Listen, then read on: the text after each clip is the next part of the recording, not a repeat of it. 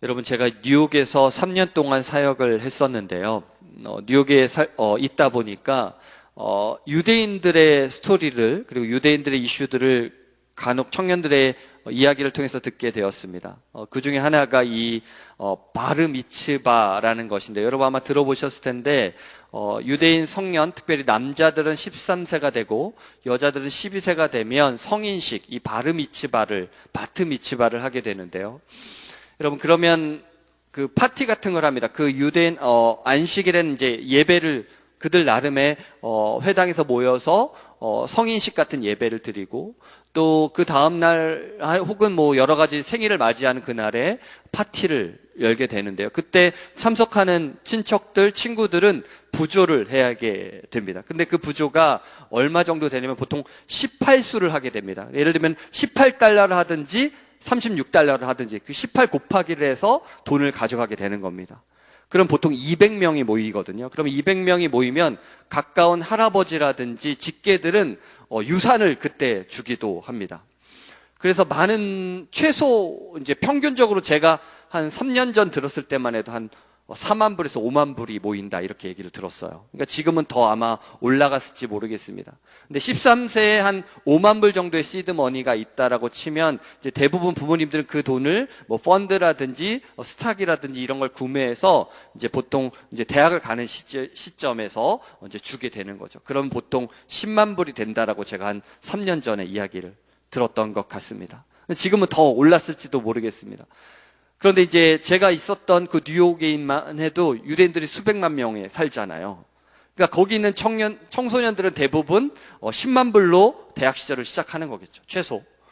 그러면 그 친구들이 나중에 이제 뭐 스탁을 하든 뭘 하든 장학금을 내든 뭐 학비를 내든 뭐 그 돈을 가지고 새로운 시작을 할 수 있으니 계속 부자가 될 가능성이 저보다는 높겠다라는 생각을 해보았습니다. 근데 이 바르 미츠바라는 의미가 율법의 아들이라는 의미거든요. 율법의 딸이다. 그러니까 그러면서 이제 부모가 기도하게 될 때 부모가 어떻게 기도하냐면, 하나님 감사합니다. 이제는 내가 이 자녀의 법적 책임을 짓지 않게 돼서 너무나 감사합니다라고 기도한다고 해요. 이제 그 13세가 되면서 자신이 율법의 책임을 짊어져야 되는, 그래서 이제 직분도 맡을 수가 있고 자신이 죄를 범하면 저주도 받아야 되는 그런 책임을 진 행사를 이 바르 미츠바라고 불려집니다. 그만큼 유대인들은 이 말씀의 유산, 어쩌면 율법의 유산, 혹은 경제의 유산, 혹은 삶의 유산을 물려주는데 특화되어 있는 민족인 건 분명한 것 같아요. 지금도 그것을 열심히 지키고 있다는 걸 보면요. 오늘 말씀도 그 이야기를 하고 있는 겁니다. 이 모압 땅에 있는 모세가 이들에게 설교하고 있는 이들은 대부분 맥스 40세죠. 그렇죠? 광야의 삶을 40년 살았기 때문에 제일 많아봤자 40세라고 보시면 될 것 같습니다. 그리고 자녀들도 있으면 자녀들도 가장 나이 많은 친구는 보통 20살 정도 되겠죠. 그렇죠?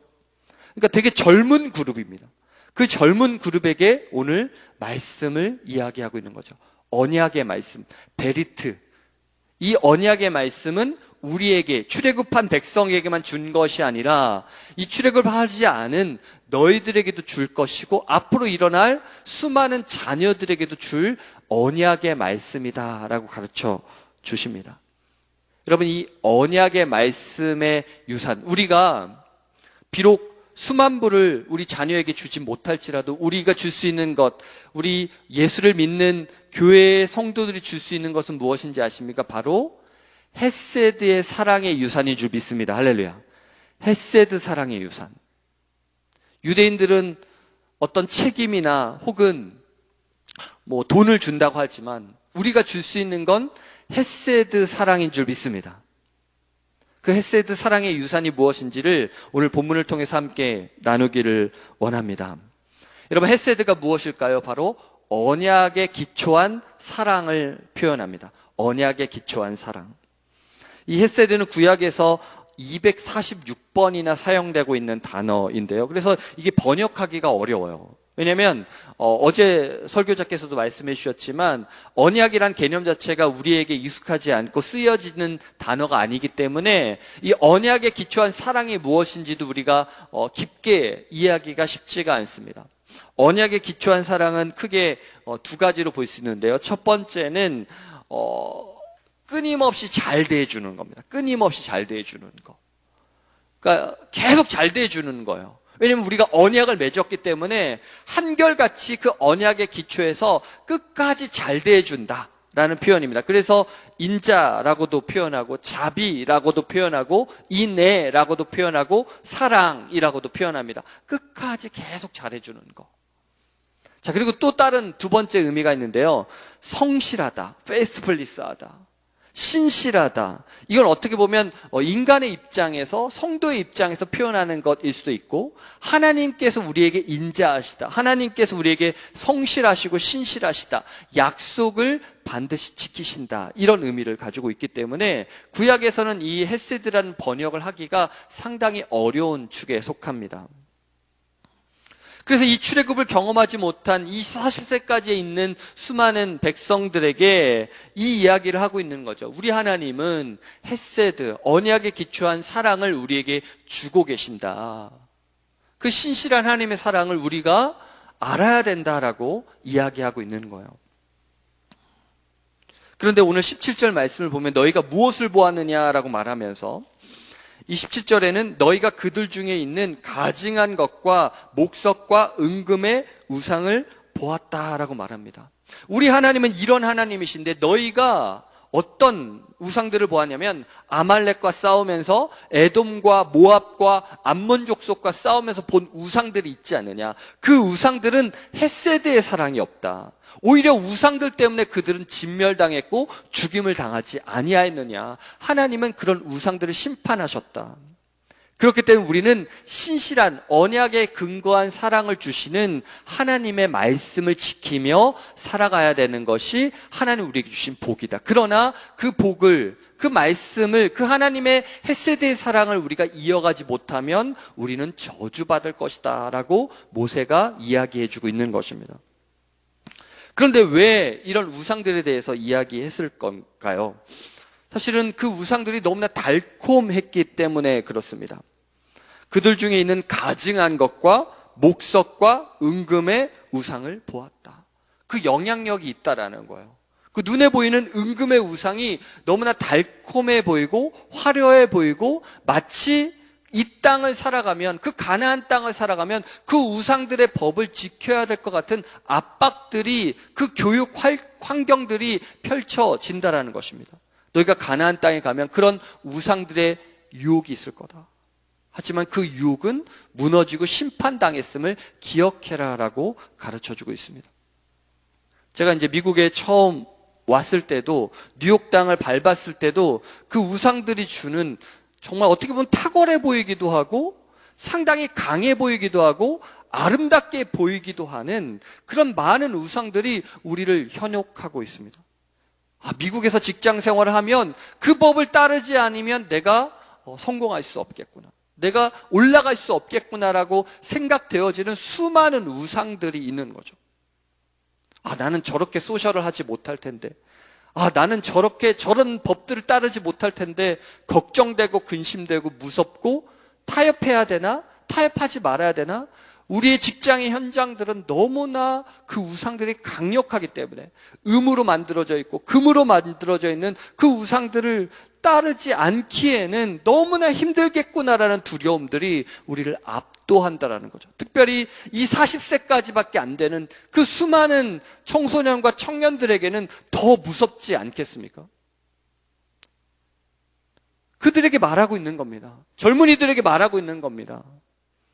그 은과 금으로 만든 우상들을 따르면 멸망할 수밖에 없다. 따르면 안 된다. 그럼 저주를 받는다. 생명의 이름이 지워질 수밖에 없다라고 설명해 주고 계신 것이죠. 참 우리는 망각의 사람인 것 같습니다. 사실은 동물이라고 말하려고 하다가 동물이라고 그러면 또 기분 나쁘실까 봐. 우리는 늘 망각해요. 자꾸 까먹습니다. 그러면 안 되지라고 생각하다가도 그러면 되겠는데? 라는 생각이 더 많아져요. 오늘 말씀에도 뭐라고 나와 있습니까? 18절에 너희 중에 남자나 여자나 가족이나 지파나 오늘 그 마음이 우리 하나님 여호와를 떠나서 그 모든 민족의 신들에게 가서 섬길까 염려하며 독초와 쑥의 뿌리가 너희 중에 생겨서 라고 하고 있습니다. 남자도 유혹을 받을 수 있고 여자도 유혹을 받을 수 있고 가족도 마찬가지고 민족 지파도 마찬가지고 그 마음이 하나님 여호와를 떠난다라고 되어 있습니다. 이 집단적인 마음들이 있다라는 거요. 남자라고 해서 강하고 여자라고 해서 강하다라는 게 아니라 남자든지 여자든지 가족이든지 집단적으로 혹은 민족적으로라도 하나님을 배신하고 배반할 수 있다라고 경고하고 있습니다. 이것만은 절대 잊지 말아야지 하는 것들을 잊어버리게 돼요.